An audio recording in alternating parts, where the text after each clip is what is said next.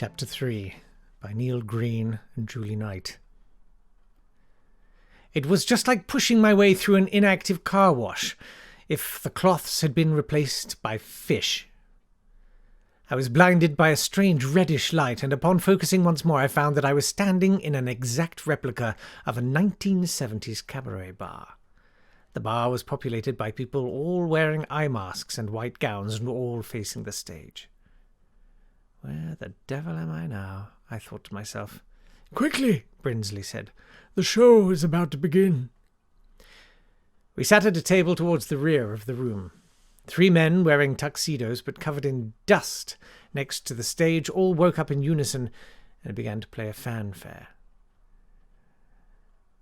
Ladies and gentlemen, the man, the myth, the legend, the one that was available at short notice, Mr. Ted Rogers! I couldn't believe my eyes. Onto the stage walked none other than TV, in inverted commas, comedian Ted Rogers of 321 fame. But he's been dead for years, I thought.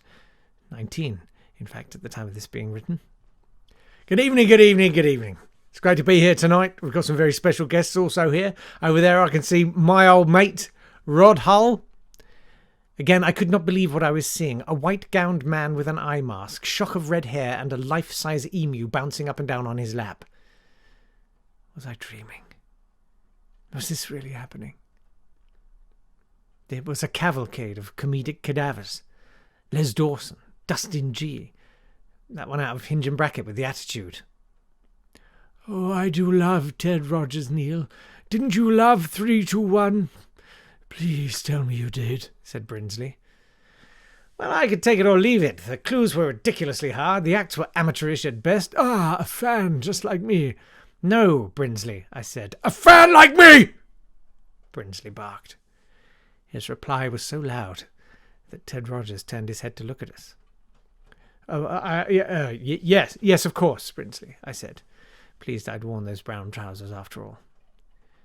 Brinsley wrinkled up his nose, sniffed the air a couple of times, looked at me and said, That is not lovely.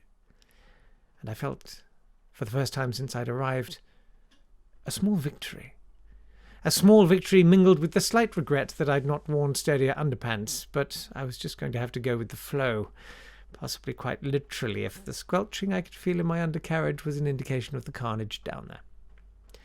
Ted's sunken eyes glinted red as he turned his head a full 270 degrees before saying, Where are my ditzy dollybirds? Before I could even begin to explain that this was not an appropriate term for women in the 21st century, my gaze was drawn to the Gothic ceiling above, where it seemed some kind of tornado was whirling above me.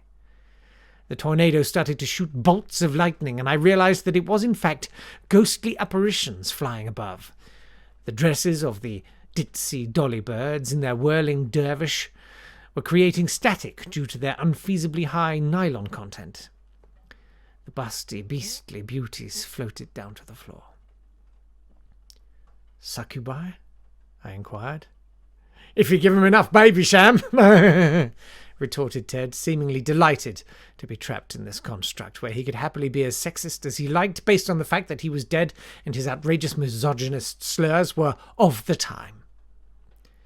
As he did his trademark 3-2-1 finger movement, one of them fell off. Don't worry, we'll fix that in post, he said to no one in particular. But now on with our first clue.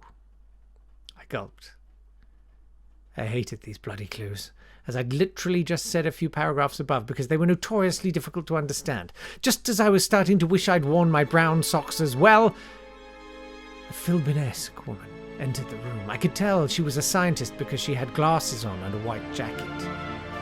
Come quickly, there's an emergency in the laboratory, she blurted.